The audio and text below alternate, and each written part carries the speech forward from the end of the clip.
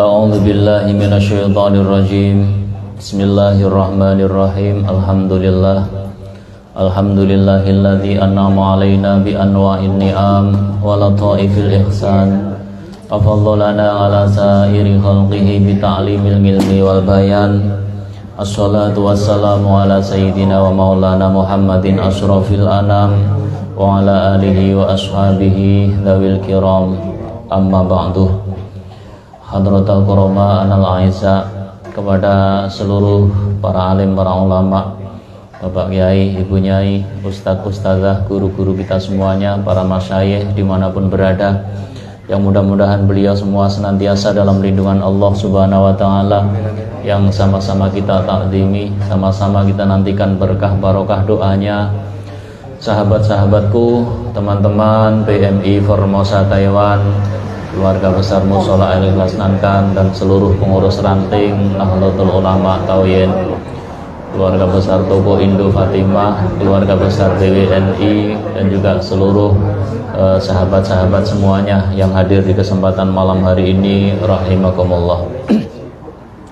Alhamdulillahirabbil alamin, puji syukur kehadirat Allah Subhanahu wa Ta'ala. Alhamdulillah atas limpahan nikmat, hidayah serta pertolongannya. Malam hari ini kita masih dikondisikan dalam keadaan sehat lahir dan batin, sehingga kita bisa kembali beraktivitas, kita bisa kembali berkumpul di Mushola Al-Ikhlas Nankan dalam rangka melaksanakan kegiatan rutin kita setiap malam Ahad, yaitu doa bersama, yasin dan tahlil, dan juga sholawat Nabi. Mudah-mudahan pertemuan kita di kesempatan yang mulia ini senantiasa mendapatkan ridho dari Allah Subhanahu wa Ta'ala. Allahumma amin ya rabbal alamin. Sahabat-sahabatku yang dimuliakan Allah Subhanahu wa Ta'ala, dipun ngendikaken, dipun dawaken Syekh Tajuddin Ibnu Athaillah As-Sakandariyah, al-ghafil yang luru madza yaf'alu wal aqil yang luru madza yaf'alullahu bih. Orang yang lalai adalah orang yang ketika melihat sesuatu maka bingung apa yang akan ia kerjakan. Orang yang cerdas adalah orang yang senantiasa melihat, berangan-angan terhadap apa yang Allah berikan kepada kita. Orang itu kalau lalai kepada Allah, maka pasti dia akan berkata, madza yaf'alu, aku akan berbuat apa? Aku akan berbuat apa? Aku arep nyampo. Ketika kita datang ke Taiwan, aku mau apa di Taiwan? Ini orang yang lalai. Orang yang ingat Allah, pasti dia ketika datang di Taiwan ngomongnya madza yaf'alullahu bih, apa yang sudah Allah berikan kepada saya selama di Taiwan, gitu. Jadi kalau orang bodoh niku mesti ngomongi aku neng Taiwan arep nyapo. Tapi nek wong pinter niku mesti ngomongi apa sing wis Allah berikan kepadaku di Taiwan.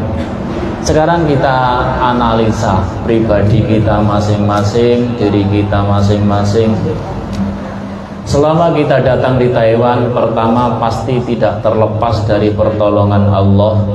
Jauh-jauh dari Indonesia ke Taiwan, kita naik pesawat terbang, itu kalau nggak dijamin keselamatan oleh Allah, pasti diragukan kan? Teko tangga neng Taiwan, ojo-ojo kelelep no segoro. Ini adalah pertolongan langsung dari Allah Subhanahu wa Ta'ala. Ketika sampai di Taiwan, alhamdulillah check up medikal niku yo sehat kabeh. Amin amin amin. Lolos semua kan? Oh nek gak lolos diulihne yang Indo maneh. Berarti kita dikaruniakan sehat oleh Allah Subhanahu wa Ta'ala. Setelah medical check up, masuk pabrik, kita kerja. Orang bekerja pasti butuh kekuatan, dan itu yang memberikan adalah Allah Subhanahu wa Ta'ala, anugerah dari Allah Subhanahu wa Ta'ala. Maka tandanya orang yang cerdas adalah ketika mengangan-angan, ketika melihat sesuatu, pasti apa yang Allah berikan kepadaku, bukan apa yang harus aku lakukan. Nek awake dhewe mikir apa sing arep tak lakoni niku tandane wong bodho. Nek wong pinter niku mesti ngomongi apa sing wis Allah paringne dhateng kula panjenengan sedaya. Kalau kita dikasih sehat, maka sehat ini kita gunakan untuk taat ibadah. Kalau kita dikasih kekuatan, maka kekuatan ini kita gunakan untuk mencari nafkah. Kalau kita punya akal, pikiran, maka pikiran kita gunakan untuk bertafakur di jalan Allah Subhanahu wa ta'ala. Maka dari itu mudah-mudahan nikmat yang sangat luar biasa ini senantiasa bisa kita syukuri, yang mana dengan syukur itulah kita akan mengikat nikmat tersebut agar tidak hilang, tidak berlalu dari diri kita, ya. Kedua, sholawat salam mudah-mudahan tersanjungkan kepada junjungan kita baginda Nabi Agung Muhammad sallallahu alaihi wasallam yang telah membimbing kita, yang sangat kita nantikan syafaatnya di dunia, terlebih kelak di yaumil qiyamah. Gembira, bahagia, takdim, hormat kepada Kanjeng Nabi Muhammad sallallahu alaihi wasallam adalah bentuk ibadah untuk mendekatkan diri kita kepada Allah Subhanahu wa ta'ala. Orang yang mencintai seseorang yang cinta kepada Allah, maka dia sungguh telah mencintai Allah. Man ahabba man yuhibbullah fa innahu yuhibbullah. Orang yang mencintai Kanjeng Nabi Muhammad, yang Kanjeng Nabi Muhammad itu pasti cinta kepada Allah, maka orang tersebut juga mencintai Allah Subhanahu wa ta'ala. Man akrama man yukrimullah fa innama yukrimullah. Orang yang memuliakan Allah, maka dia sungguh telah memuliakan Allah Subhanahu wa ta'ala. Maka kita sebagai umatnya Kanjeng Nabi Muhammad yang sangat mulia, karena kita sudah jauh dari Kanjeng Nabi, tidak hidup bareng bersama Kanjeng Nabi, tapi masih cinta kepada Kanjeng Nabi Muhammad sallallahu alaihi wasallam. Maka seorang sahabat bertanya, "Ya Rasul, siapa yang paling hebat di antara kami semuanya?" Maka mereka menjawab, ya yang paling hebat adalah kita, sahabat-sahabatnya Kanjeng Nabi Muhammad, yang hidup bareng karo Kanjeng Nabi Muhammad, ngibadahi sareng kalih Kanjeng Nabi Muhammad sallallahu alaihi wasallam.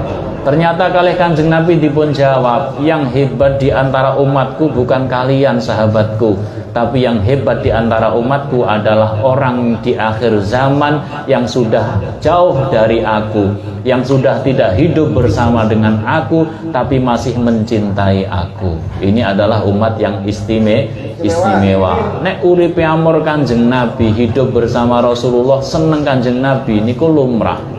Tapi kalau kita hidup sudah jauh dari Kanjeng Nabi Muhammad, beliau wafat 15 abad yang telah lalu, tapi kita masih cinta kepada Kanjeng Nabi Muhammad, masih hormat kepada Kanjeng Nabi Muhammad sallallahu alaihi wasallam. Mudah-mudahan dengan rasa mahabbah kita kepada beliau ini menjadi sababiyah, menjadi perantara kula panjenengan sedaya pikantuk rahmat kaulasanipun Allah, pikantuk syafaatipun Rasulullah sallallahu alaihi wasallam. Amin ya rabbal.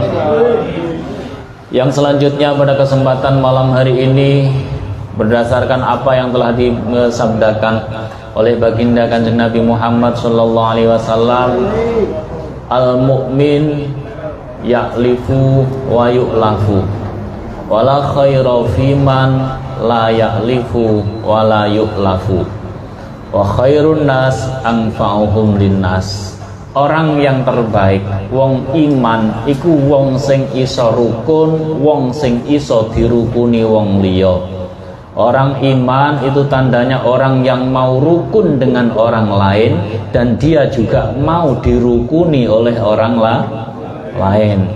La khaira, tidak ada kebaikan sama sekali fiman la yu'lafu wa la ya'lifu. Tidak ada kebaikan sama sekali bagi orang yang enggak rukun dengan orang lain dan enggak mau dirukuni orang lain. Kalau sudah sama-sama rukun, maka khairun nasi anfa'uhum linnas. Nek wis padha rukune, kita kumpul bersama, maka yang terbaik adalah yang paling bermanfaat di antara kita semuanya, nggih. Maka kita silahkan ambil peran masing-masing. Ben aku ono manfaate piye, biar saya ini punya manfaat untuk teman saya bagaimana, biar saya bermanfaat untuk organisasi atau jamaah saya bagaimana, nggih.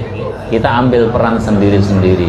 Sing saged sholawatan monggo gabung teng grup Perbana sholawatan, saged yasinan maca yasin, bisa tahlil baca tahlil, bisa ngaji silahkan ikut ngaji. Ini semua adalah demi kemaslahatan manfaat kita bersama. Amin Allahumma amin. Bismillahirrahmanirrahim. An-na'im yang qasimu ila qismaini. Dawuhipun Syekh Al-Imam Abu Hamid Al-Ghazali At-Tusi, nikmat itu terbagi menjadi dua. Yang pertama ghayatun matlubah, yang kedua matlubatun li ajlil ghayah. Nikmat sing matlubatun li ajlil ghayah ini adalah nikmat dunia yang digunakan untuk akhirat.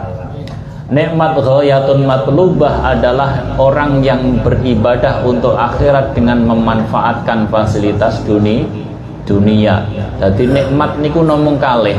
Nikmat itu cuma dua, mencari akhirat dengan dunia atau mencari dunia untuk akhirat. Liyane kuwi gak nikmat jenenge. Makanya nikmat itu ada dua tadi, mencari dunia untuk akhiratnya, akhirat kita, dan mencari akhirat dengan perantara dunia kita. Maka ada istilah ghayatun matlubah, ada matlubatun li ajlil ghayah. Terus kemudian yang dinamakan ghoyah itu apa? Ghoyah itu adalah as-sa'adatul akhirah, orang yang hidup bahagia di akhirat. Kenapa akhirat ini adalah sebuah kehidupan yang dipenuhi dengan kebahagiaan? Dihentikannya Kanjeng Nabi, la aisha illa aishal akhirah, tidak ada kehidupan kecuali kehidupan akhirat. Kenapa di akhirat ini dia katakan kehidupan yang sesungguhnya? Karena baqaun la fana'alah. Akhirat itu kekal, tidak ada sirna, gak ono enteke. Kalau dunia itu seenak-enaknya hidup di dunia ada akhirnya, sebahagia-bahagianya hidup di dunia ada susahnya, sekaya-kayanya manusia di dunia ada miskinnya, ono bangkrute. Nggih mboten? Sepandai-pandainya orang hidup di dunia ada sisi bodohnya. Maka kalau akhirat ngendikanipun baqa kekal la fana'alah, tidak ada sirna. Yang kedua sururun la ghamma fi, akhirat adalah tempatnya kebahagiaan. Maka orang yang di akhirat niku seneng kabeh, gak ono sing susah. Makanya jenengan kok munggah swarga ning akhirat niku gak kelingan koncone sing mlebu neraka. Kalau ingat temennya di neraka pasti susah, ya kan? Padahal akhirat surga bukan tempatnya orang susah. Makanya teng akhirat niku sururun la ghamma fi, kebahagiaan yang tidak pernah mengenal kesusahan atau kegelisahan.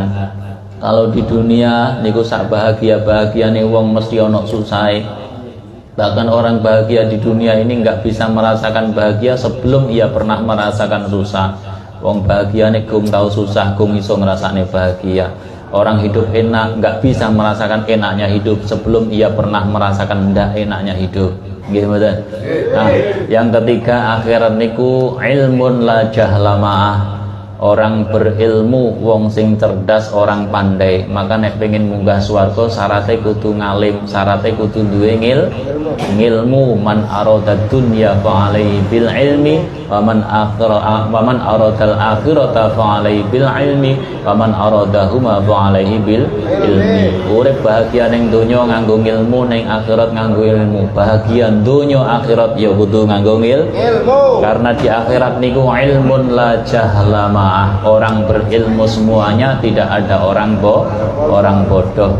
Yang terakhir di surga di akhirat niku dipun ngendikane la napa ghaniyun la faqara ba'dah. Semua orang itu kaya, gak ono wong miskin. Kalau di dunia ada yang kaya, suatu saat ia bisa jatuh miskin. Kalau di dunia hidupnya sukses, suatu saat ia bisa jatuh bangkrut. Tapi di akhirat kalau sudah kaya, tidak pernah ada miskinnya. Alhamdulillahirabbil alamin. Di antara nikmat yang termasuk matlubatun li ajlil ghayah, adalah yang pertama ilmun mukasyafatun, ilmu yang terkait dengan pengenalan Allah.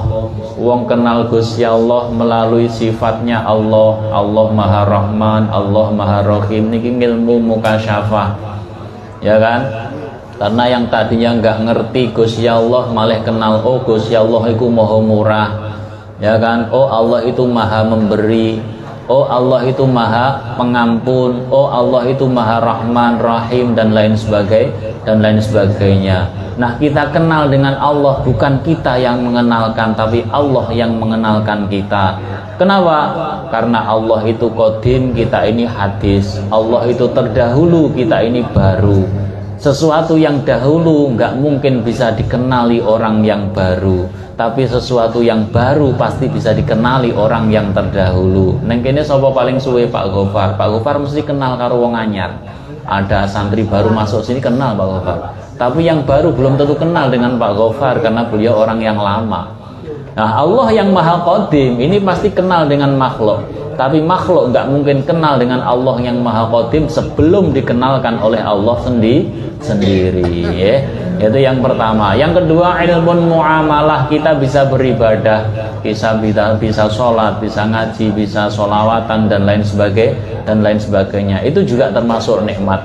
Jadi orang bisa beriman, itu juga nikmat. Kedua, orang bisa ibadah, itu juga nikmat. Yang ketiga adalah aifah, orang yang terjaga dirinya dari perbuatan dosa. Wong direksa Gusti Allah gak nglakoni dosa, niku ya termasuk nikmat. Yang keempat adalah al-adalah, orang yang bisa berperilaku adil. Orang adil niku paling gampang, paling mudah, semua pasti bisa. Sing gak iso niku nek gak adil. Lho kok bisa? Al-adlu huwa wad'u syai'in ngala mahallih. Orang adil itu orang yang bisa menempatkan sesuatu sesuai dengan tempatnya. Kita naruh kopiah di kepala, pas kan?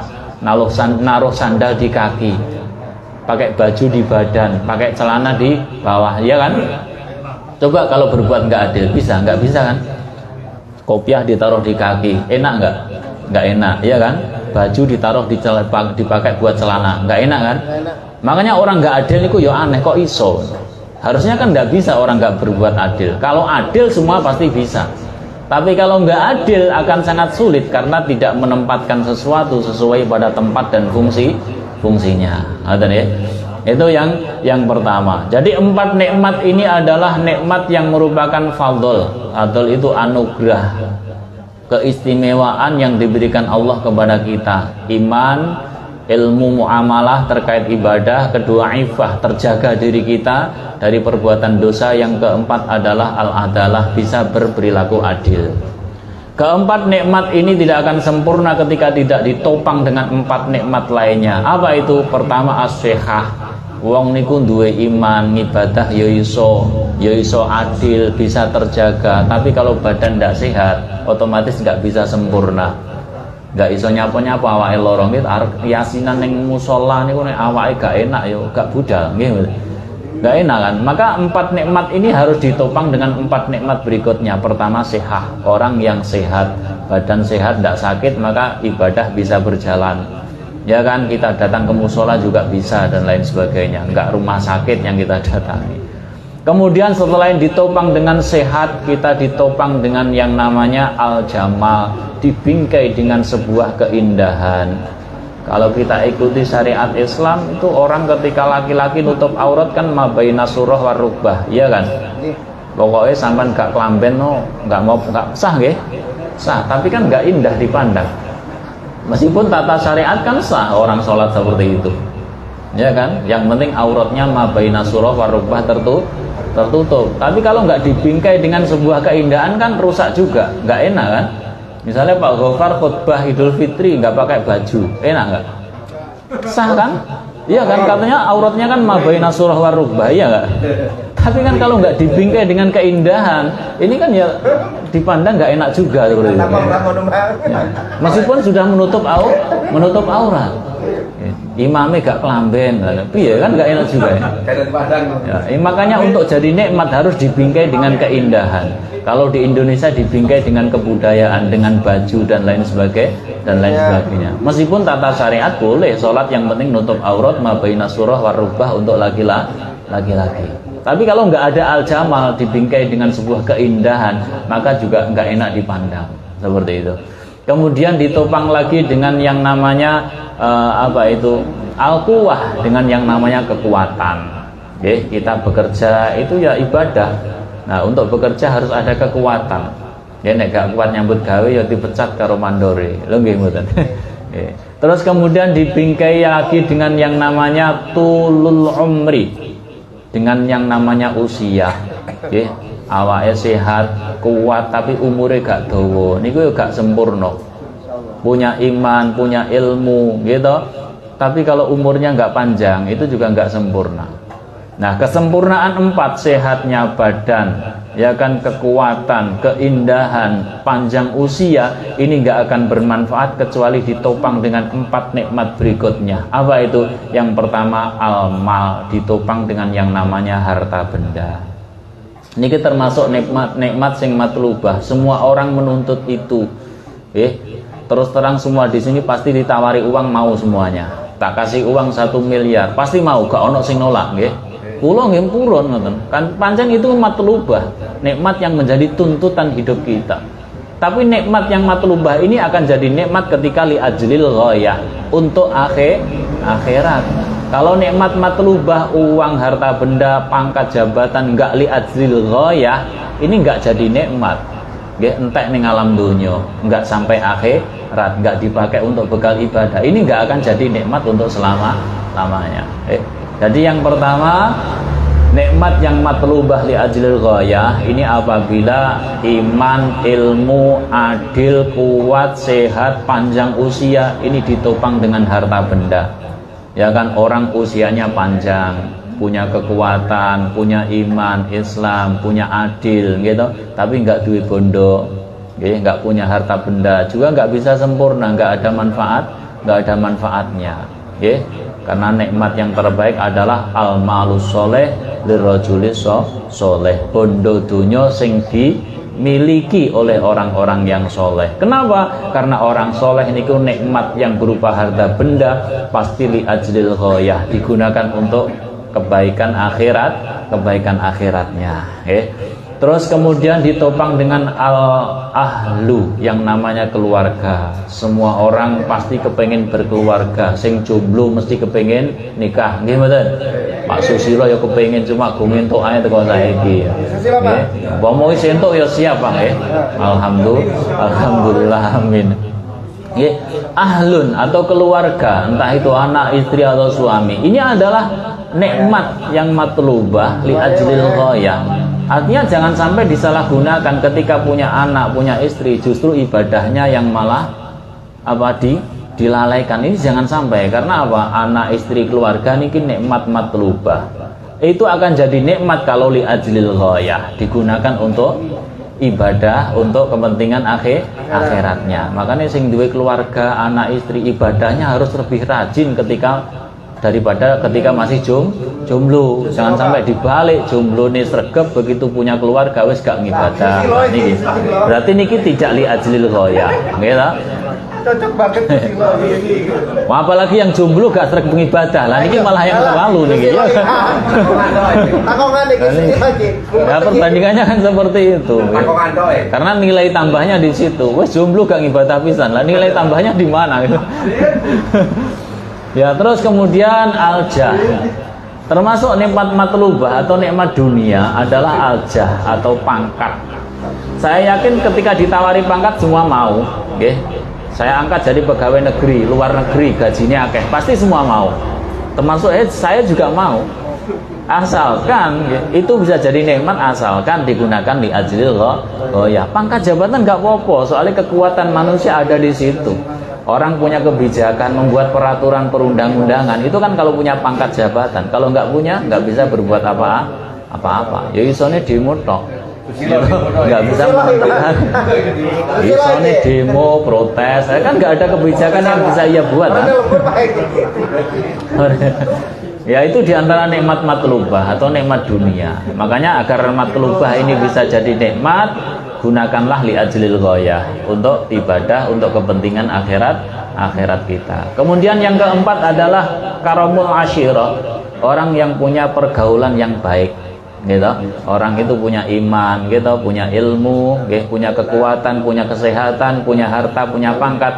Syaratnya pergaulannya kudu sing apik, harus punya pergaulan komunitas yang baik. Kalau ndak selamat, karena kita itu tergantung teman dan sahabat kita. Tanyakan orang baik dan tidaknya, jangan tanya orangnya tapi tanya temannya. Nek koncone wong apik insyaallah apik, gitu.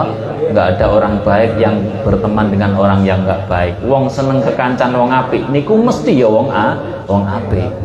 Orang yang senang berteman orang baik itu pasti juga orang baik. Itu adalah 4 nikmat matlubah. Kalau itu nggak digunakan li ajlil ghayah, maka nggak akan jadi nikmat. Harta, ya kan, anak, istri, pangkat, jabatan, kemudian komunitas, itu semuanya kalau tidak digunakan untuk li ajlil ghayah, tidak akan jadi nikmat. Harta akan habis di dunia, anak istri akan jadi fitnah di keluarga dan lain sebagainya. Pangkat akan jadi apa istilahnya, jadi gunjingan orang karena punya pangkat, akhirnya malah disalahgunakan dan lain sebagainya. Komunitas, jamaah, perkumpulan kalau tidak digunakan li ajlil ghayah untuk kebaikan akhirat, maka itu akan jadi perkumpulan yang sia-sia. Yang terakhir, nikmat 4 tadi tidak akan sempurna ketika tidak ditopang dengan 4 nikmat yang lainnya. Apa itu? Yang pertama, hidayatullah. Harus ada hidayah, petunjuk dari Allah Subhanahu wa ta'ala. Jadi kita itu punya iman, kita Islam, kita punya ilmu, kita bisa ibadah, kita punya pangkat, kita punya kesehatan. Kalau nggak diberi hidayah oleh Allah Subhanahu wa ta'ala, maka tidak akan sempurna. Warusduhu, dan kita juga ditunjukkan dipinterno Gusti Allah Subhanahu wa ta'ala. Nggih, syaratnya wong pinter niku napa? Kalau ngendikane Mbak Agnes Monica, orang pinter pasti milih yang bener, nggih mboten? Orang pintar pasti milih yang benar. Dan itu dawuh Mbak Agnes Monica. Tanya sendiri kalau nggak percaya. Orang pintar milih yang benar. Orang pintar milihnya tolak angin. Jadi orang pintar niku mesti milih perkara sing bener. Itu tandanya orang pandai. Wa ta'yiduhu, dan juga dikuatkan oleh Allah Subhanahu wa taala. Kita hidup di dunia yakin ada rintangan, ada halangan, ada musibah, ada cobaan, ada masalah, ada muskilah dan lain sebagainya.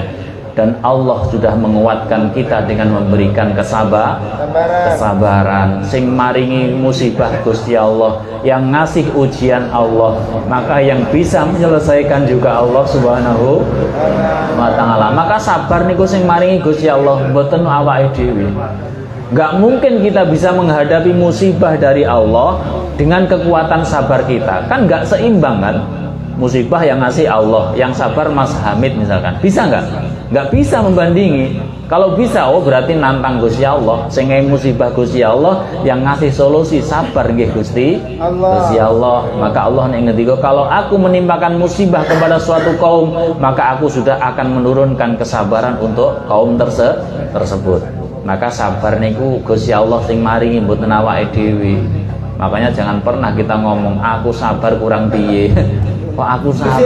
Jenengan sabar itu sing maringi Gusti Allah. Kita sabar itu yang ngasih Allah Subhanahu wa ta'ala. Jadi dikira sabar kita yang punya, musibah Allah yang punya. Sehingga ketika datang musibah, datang masalah, akan saya hadapi dengan kesabaran saya. Kok bisa? Padahal Allah yang maha tinggi, Allah yang maha kuasa. Kita manusia nggak maha tinggi, nggak maha kuasa. Yang jelas nggak bisa kita sabar untuk menghadapi musibah dari Allah. Sing ngadepi musibah Gusti Allah ya sabar, sing maringi Gusti Allah, yang mendatangkan Allah Subhanahu wa ta'ala. Ngoten nggih. Jadi kula panjenengan sedaya monggo, ketika kita dikasih ujian, dikasih musibah, muskilah, masalah apapun juga, maka memohonlah kepada Allah, karena Allah yang akan memberikan kekuatan kesabaran untuk menghadapi musibah tersebut. Kalau Allah menurunkan musibah, tidak memberikan kesabaran, maka niscaya manusia akan mati oleh musibah tersebut. Karena kita oleh Allah dikasih kesabaran dan kekuatan untuk ikhtiar, maka Allah akan menyelesaikan musibah itu dengan kesabaran yang diberikannya kepada kita. Alhamdulillah. Mudah-mudahan kita semuanya dengan sering berkumpul seperti ini bisa terjalin silaturahim. Ingat, kita sama-sama pejuang devisa, kita sama-sama senasib dan sepenanggungan. Kita pernah merasakan pahit getirnya kerja di Taiwan. Saya juga sama, saya juga sama dengan panjenengan. Gitu susahnya di Taiwan saya pernah merasakan. Apa yang Anda rasakan kerja di pabrik, saya juga pernah merasakan itu semuanya. Karena kita senasib dan sepenanggungan, maka kita harus saling peduli, kita harus saling menghormati, kita harus saling silaturahim, kita harus saling rukun satu dengan yang lainnya. Alhamdulillah. Cukup sekian yang bisa saya sampaikan. Jumpa lagi insyaallah di lain kesempatan. Ada kurang lebih yang mohon dimaafkan. Wa akhiran wallahul muwaffiq ila aqwamit thoriq. Assalamualaikum warahmatullahi wabarakatuh.